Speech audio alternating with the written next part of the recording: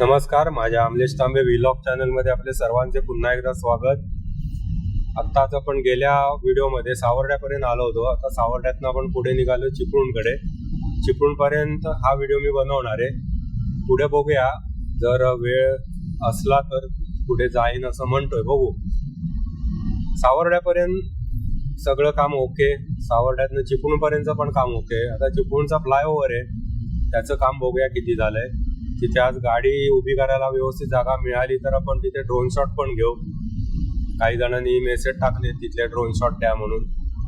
पण ते कसं होतं, ट्रॅफिक असलं की मग मला मध्ये गाडी मोठी लावून काही करता येत नाही एकदा. आणि कसं होतं, ड्रोन आकाशात उडाल्यानंतर कोण आला एकदम, अरे पटकन गाडी काढ म्हणून, तर मग गडबड होऊन जाईल. त्याच्यामुळे मग तेवढी रिस्क मी तिथे घेत नाही. आज बघूया, जागा असेल व्यवस्थित तर नक्की ड्रोन शॉट घेईन. मागच्या व्हिडिओमध्ये मी तुम्हाला सावर्ड्यातलं एक सांगितलं, टिप दिली की सावर्ड्यात जरा बेतान गाडी चालवा, कारण बाजारपेठ खूप मोठी आहे, म्हणजे लांबी जास्त आहे. दुसरी गोष्ट, रस्त्याच्या दोन्ही बाजूला पूर्णपणे वस्ती आहे, त्याच्यानंतर कमर्शियल गाड्या आहेत, म्हणजे दुकानं आहेत, आणि शैक्षणिक संकुल पण आहे दोन्ही बाजून. म्हणजे मुलं इकडे तिकडे नाचत असतात. काही वेळेला मुलं व्यवस्थित बघून इकडे तिकडे रस्ता क्रॉस करतात. काही वेळेला असं होऊ शकतं की पटकन धावत आला एखादा मुलगा. शेवटी मुलं आहेत ती, त्यांना काय असा आपण हार्ड अँड फास्ट नियम म्हणतो ना, एवढे ते पटकन पाळतील असं नाही. एकदम आला धावत, तुम्ही स्पीडमध्ये असाल तर भीषण अपघात होईल. तर त्यांची काळजी आपण घेऊया. गाडी जरा सावकाश चालूया. तिथे काय फार नाहीये, तो किलोमीटरचा साधारण पॅच असेल तेवढा. तुम्ही जरा स्पीड कमी ठेवा आणि गाडी चालवा. रस्ता एकदम सुपर्ब झालेला आहे, काहीच प्रॉब्लेम नाही. आणि संगमेश्वर सोडल्यानंतर तर पुढे आता तसा रस्त्याचा म्हणून म्हणाल तर फार काही इश्यू नाहीये. सगळीकडे रस्ता आता ओके झालाय. गणपती बाप्पाला प्रार्थना करू, लवकरात लवकर सगळा महामार्ग पूर्ण होऊन दे आणि सगळ्यांना सेफली प्रवास करता येऊ दे. आणि सेफ प्रवास करणं हे प्रत्येकाच्या हातात आहे. स्पीडवरती कंट्रोल हा एकमेव त्याच्यावरचा उपाय आहे, दुसरा काहीही उपाय नाही. चांगला रस्ता मिळाला की आपले 100 नि 125च्या स्पीडला गाड्या पळवतात, तसे पळवू नका. मी वारंवार सांगतोय, त्याचं कारण आहे बघा, डाव्या हाताला मस्त भरलंय सगळं. तर स्पीडच्या बाबतीत मी वारंवार सूचना देतो. कदाचित एखाद्याला त्या कंटाळवाणं वाटत असेल, पण मी प्रत्येक वेळी सांगण्याचं काम करतो. कारण जे ऍक्सिडेंट्स मी बघतो ना, ते खूप बेकार असतात, बेकार. आणि त्याच्यात एखादी जरी व्यक्ती मृत पावली तर ती व्यक्ती नाही मृत पावत, त्याचं अख्खं कुटुंब उद्ध्वस्त होत असतं. त्यामुळे अगदी चांगली काळजी घेऊनच गाड्या पळवल्या पाहिजेत. फक्त एक लक्षात घ्या, आपलं पूर्वी जो आपल्याला त्रास व्हायचा, छोटे रस्ते, चढ उतार भरपूर, ओव्हरटेक करायला मिळायचं नाही आणि मग तासन तास ड्रायव्हिंग करायला लागायचं. आता तर ते होणार नाही. 4 पदरी रस्ता झालाय, समोरनं येणारं वाहन नाही. पण तेव्हा तुम्ही सावकाश जात होता, तिने वेळ लागत होता सगळ्या गोष्टींना. आता जर तुम्ही व्यवस्थित एक स्पीड मेंटेन केला 80चा वगैरे, तरी सुद्धा आरामात लवकर पोहोचणार आहात. पण आता कसं हव्यास वाढतो ना आमचा. आता काय, आता आपण 150च्या स्पीडला जाऊ की अजून लवकर पोहोचू. पण लवकर पोहोचून करणार आहात काय तिथे? त्यामुळे स्पीड कंट्रोलमध्ये ठेवा आणि सावकाश जावा. सेफ ड्रायव्हिंग करा, जेणेकरून तुमच्या बरोबर इतरांना पण काही त्रास होणार नाही. आता पुढचा घाट सुरू झाला. आता या घाटाचा रस्ता आता मला नक्की आठवत नाही, तिकडची बाजू होती का इकडची बाजू होती, पण बहुतेक ती साईड होती अशी वाटते, कारण दरी दिसायची. बरोबर आहे, ती साईड होती. आणि इकडे रुंदीकरण करताना डोंगर करून रुंदीकरण झालंय.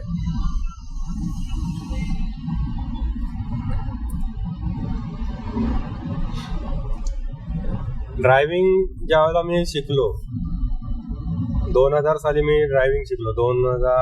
हा किंवा 2001 असेल, आता एक्झॅक्ट आठवत नाहीये, तर बहुतेक 2000. आणि त्याच्यानंतर 2008ला डिसेंबर 2008ला मी गाडी घेतली. मध्ये मी गाडी तशी चालवलीच नव्हती, 7-8 वर्ष मध्ये गॅप होता पूर्ण. पण तरी ज्या प्रॅक्टिससाठी मी काही दिवस गाडी चालवली. कॉन्फिडन्स असतो त्याच्यामुळे काही वाटत नाही.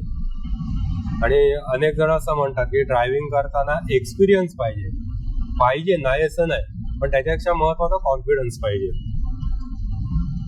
एक्सपिरियन्स प्रत्येक ठिकाणी वेगळा असतो.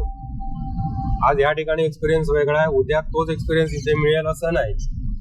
कॉन्फिडन्स जर नसेल तर मात्र प्रॉब्लेम होतो. ओव्हर कॉन्फिडन्स असेल तरी पण प्रॉब्लेम होणार आहे. त्यामुळे व्यवस्थित कॉन्फिडन्स पाहिजे. कमी पण असून नाही उपयोग आणि जास्तही नाही उपयोग. कामतेचा बोर्ड दिसायला लागला.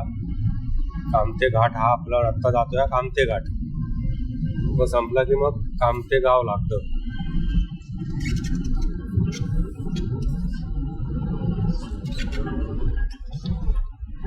तर गाडी शिकल्यानंतर मी स्वतःपुरता एक रूल फॉलो करतो, जो माझा मी एक तयार करून घेतला आणि तो रूल मी आजही फॉलो करतो. गाडी चालवताना तो सगळ्यात पहिला विचार गाडीच्या बाहेर जे असतात त्यांचा करायचा. मग ते पादचारी असतील, दुसऱ्या गाड्या असतील, काही असेल, पहिला विचार त्यांचा करा. आपल्यामुळे त्यांना त्रास होणार नाही ना. त्याच्यानंतर दुसरा विचार गाडीत बसलेल्या आपल्या लोकांचा करा, की आपल्यामुळे त्यांना त्रास काय होत नाही ना. तिसरा विचार तुमच्या गाडीचा करा, गाडीला काही प्रॉब्लेम नाही ना आपल्यामुळे होणार. आणि सगळ्यात शेवटी तुमचा विचार स्वतःचा करा, मला काय पाहिजे हे सगळ्यात शेवट बघा. होतंय उलट, मला जास्त स्पीड पाहिजे हा माझा पहिला विचार मी करतो. बाकीचे 3 घटक आहेत त्यांचा विचारच मी करत नाही आणि घोळ होतात. आपला विचार सगळ्यात शेवट करा गाडी चालवताना. आपोआप स्पीडवरती नियंत्रण तुम्ही मिळवू शकाल 100%. दुसऱ्याचा विचार पहिला करायला शिका गाडी सकट.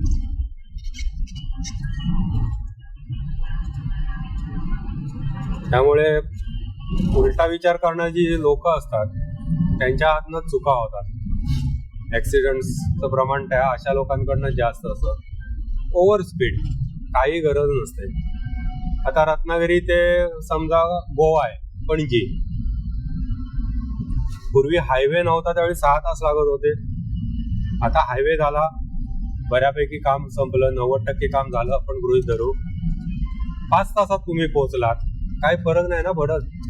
पण आता हायवे झालाय म्हटल्यावर मी 3.5 तासात पोहोचेन, मी 4 तासात पोहोचेन, हा हट्ट घेऊन जर तुम्ही गाडीत बसलात की तो आपोआप तुमचा ऍक्सेलरेटरवरचा पाय दाबला जाणार, स्पीड वाढणार आणि मग धोका निर्माण होणार. मग 6 तास पूर्वी लागत होते, 6 तास 7 तास सुद्धा लागायचे. त्याच्याऐवजी आता तुम्ही 5 तासात पोहोचाल ना सावकाशपणे. आणि ते सुद्धा कसं आहे, सेफ ड्रायव्हिंग करत जावा सावकाश, काय प्रॉब्लेम नाही. पण नाही, आम्ही ऐकत नाही.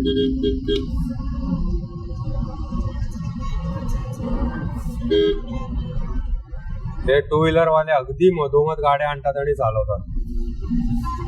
आणि आता हे कामते गाव आलं. कामते मला वाटतं रेल्वे स्टेशन इथे कुठेतरी आतमध्ये आहे.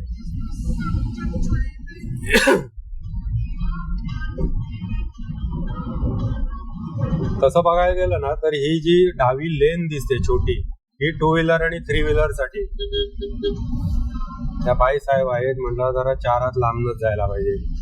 कधी गाडी वळवतील काय सांगू शकत नाही. माझे अनुभव तरी बाबा अनेक वेळेला वाईट आले. तुमचे काय अनुभव आहेत माहिती नाही मला.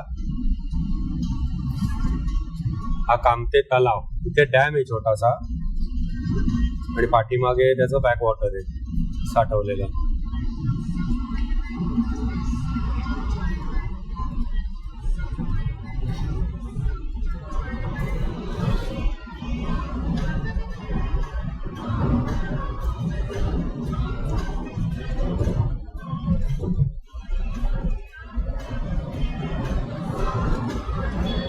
आणि आता पुढे गेलात ना थोडं की चिपळूण कधी सुरू होतं समजतच नाही. टाकसाळ वगैरे ते सगळं जे आहे चिपळूणचं कापसाळ, टाकसाळ नव्हे, चुकून टाकसाळ म्हटलो, कापसाळ. तो एरिया आणि कामते एरिया हा बऱ्यापैकी आता एकत्रच झाल्यासारखे झाले. त्यामुळे कामतेतनं कापसाळला कधी जातो आणि कापसाळातनं चिपळुणात कधी जातो ते आता समजत नाही पटकन.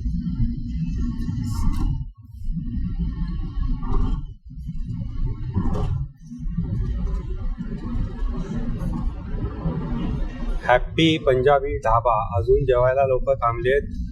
वाजले 3:05 आणि लोक तरी अजून जेवताय.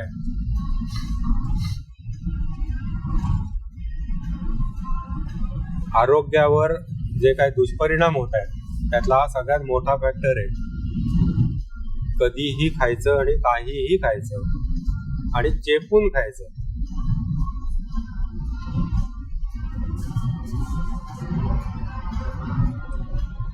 वेळेला काय राहिलंच नाहीये, कधी जेवायचं काय काय नाही. मनात आलं की आपले गाडी काढली, चालला हॉटेलला आणि जेवला. 12-12, 1-1 वाजता जेवणारी लोक पाहिजे. दुपारचे नव्हे, रात्रीचे सांगतोय.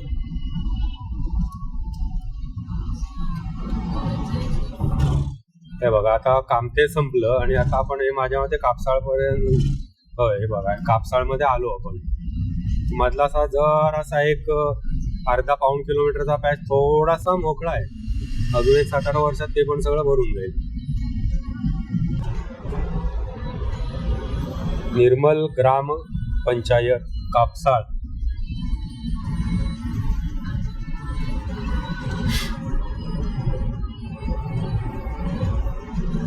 कापसाळला सुद्धा त्यावेळेला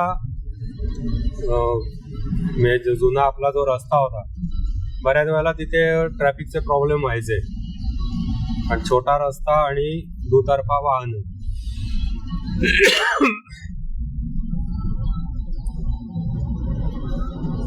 तिथे अशोक लेलँडचं गॅरेज आहे.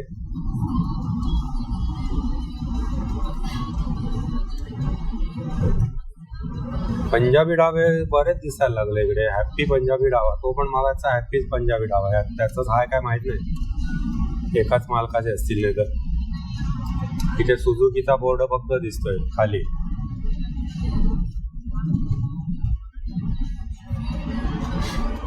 हा सगळा फ्लायओव्हर झाला कापसाळला.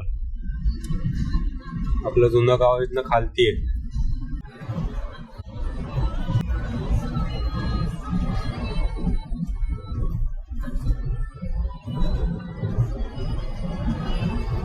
पण एवढं 100 नाही, 200% मी सांगेन की आता प्रवास चांगला सुखकर होतोय. आणि तो आणखीन आनंदमय व्हावा असं जर असेल, स्पीडवरती लिमिट ठेवा, जकास आपला प्रवास होणार. शेवटी स्पीड किती ठेवायचा आहे तुमच्या हातात आहे. ड्रायव्हर जो आहे त्याच्यावर डिपेंड आहे.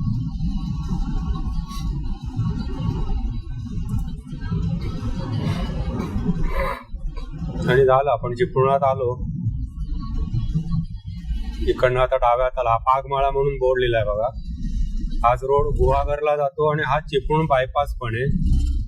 या बायपास रोडने तुम्ही डायरेक्ट परशुराम घाट जो आहे त्याच्या पायथ्याशी बाहेर पडता.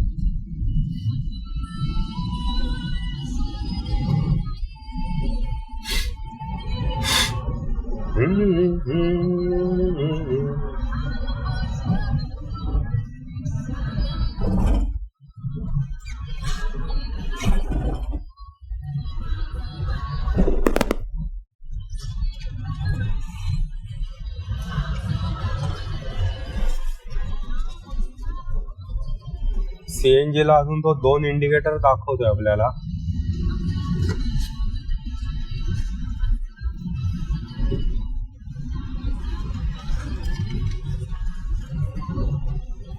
साधारण आपला 2 किलो सीएनजी संपला. 2 किलो आणि रनिंग आता किती झालंय, साधारण 100. 2 नाही 3 किलो संपला माझ्यामध्ये.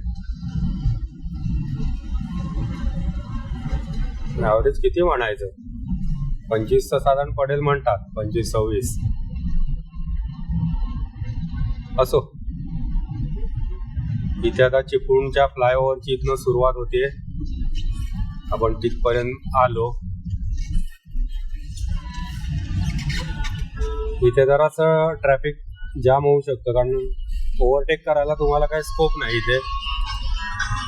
त्याच्यामुळे गाडी जरा इथे स्लो होणार तुमची. आणि दुसरी गोष्ट इथे गाडी लावायला पण काही जागा नाही.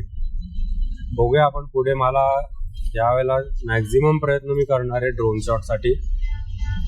पण हे असं ट्रॅफिक वगैरे असेल आणि गाडी लावायला काही जागाच नसेल तर मग तो प्रॉब्लेम होईल. मागच्या वेळी पण तसंच झालं होतं 1.5 महिन्यापूर्वी.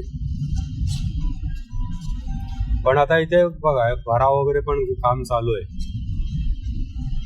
रिटेनिंग वॉल वगैरे झाली आहे सगळी.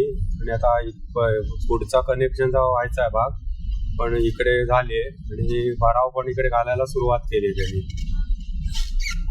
आपण जरा उजवीकडे कुठे घुसता येतं का बघूया. म्हणजे एक इकडनं आपल्याला ड्रोन शॉट घेता येईल आणि पुढे जाऊन घेता येईल कारण हा खूप लांब आहे तसं बघायला गेलं तर.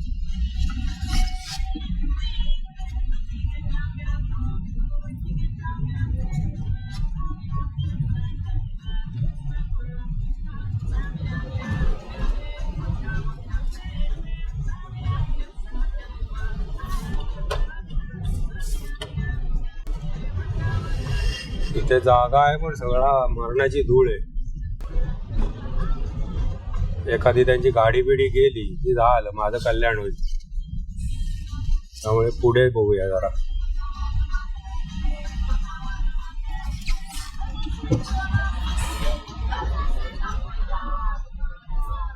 इथे डाव्या हाताला युनायटेड इंग्लिश स्कूल, चिपळूणातली एक जुनी संस्था. आज रविवार असल्यामुळे सुट्टी आहे. फक्त इथे जरा गाड्या सावकाश चालवा. स्पीड ब्रेकर टाकलेले आहेत तरी सुद्धा मुलं असतात लहान लहान. आणि शाळा सुटली की त्यांना गडबड असते घरी जाण्याची.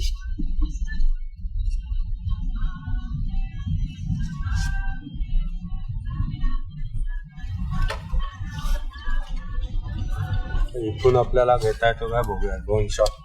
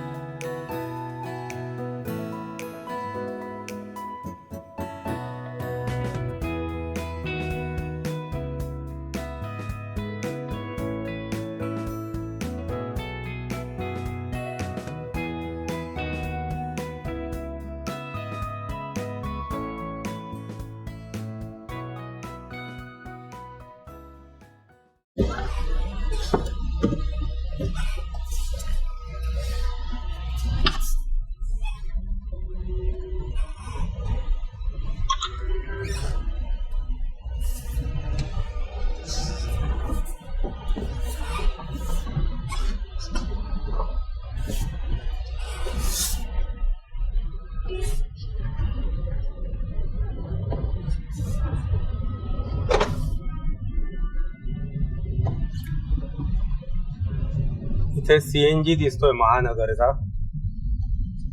बघूया जमलं तरी येताना भरून घेईन असं म्हणतोय. बघू.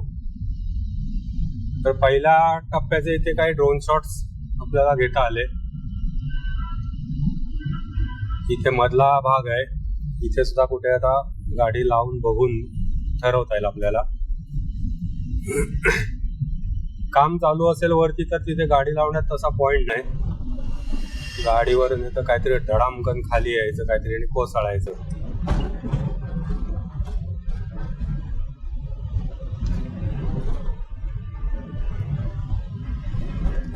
कुठे जरा सावली दिसते, ती बघून आपण गाडी लावूया आणि इथनं पण ड्रोन शॉट घेता येतो काय बघूया.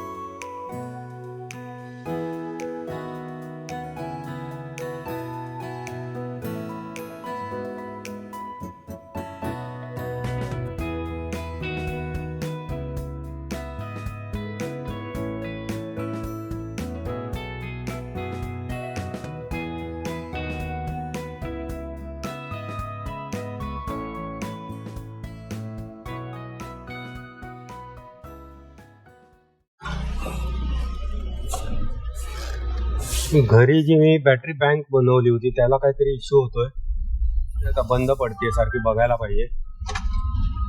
किंवा कदाचित एखादा सेल खराब झालेला असू शकतो त्यातला, कारण सगळे जुने सेल होते. असो, तर दुसऱ्या ठिकाणी पण आपल्याला ड्रोन शॉट घ्यायला जागा मिळाली, ड्रोन शॉट झाले व्यवस्थित. तर पुढे जाऊया. हा पूल जर बघितला तर जवळपास 2 किलोमीटर लांबीचा पूल आहे. ते गुगल मॅपवरून मी मेजरमेंट घेऊन बघितलं होतं, साधारण 2 किलोमीटर लांबीचा दिसतोय तो. आणि तसं काम अवघड आहे एवढं सगळं काम, आणि त्याच्यात ते गर्डर्स वर चढवणं हे सगळ्यात मोठं जिकरीचं काम असतं. 3 मोठे क्रेन लावून ते सगळं वर चढवायला लागतात गर्डर्स.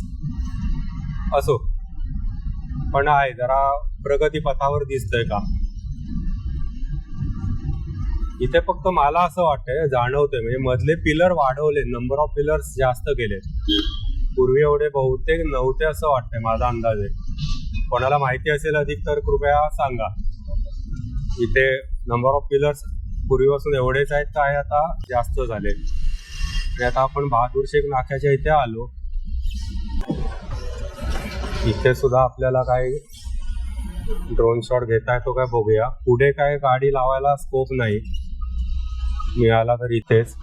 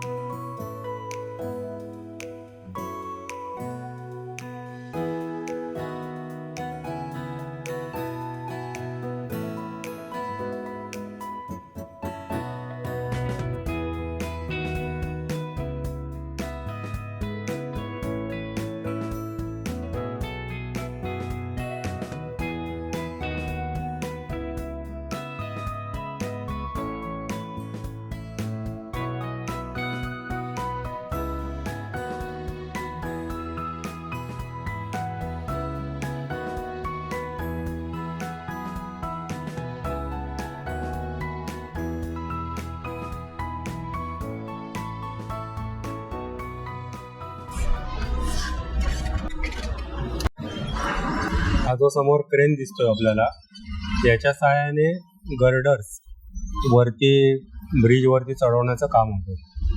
हा एकच नाही, असे माझ्या अंदाजाने 2 किंवा 3 क्रेन्स लागतात एक गर्डर उचलायला. 2 साईडला 2 आणि मध्ये एक. एवढा गर्डर तो जड असतो. हा चिपळूणचा आता ब्रिजचा एंड पार्ट आला. इथे आता व्हिडिओ मी हा थांबवतो.